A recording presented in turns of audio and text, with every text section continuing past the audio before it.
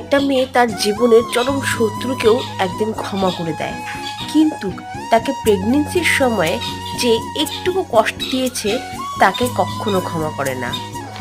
প্রেগনেন্সির সময়ে কে তাকে কাঁচা আমের ভর্তা মাখিয়ে খাইয়েছে, কে তার মাথায় একটু তেল দিয়ে দিয়েছে, যত্ন করেছে, একটা মেয়ে সারা জীবন তা মনে রাখে। অন্যদিকে কে তাকে একটু খাওয়া নিয়ে খোঁচা মেরেছিল, তাকে দিয়ে দিন রাত কাজ করিয়েছে, কষ্ট দিয়েছে, আঘাত দিয়ে কথা বলেছে, এসব কিন্তু সে সারাটা জীবন মনে রাখবে এবং তাদের নাম আজীবন বাতিলের খাতায় তুলে রাখবে।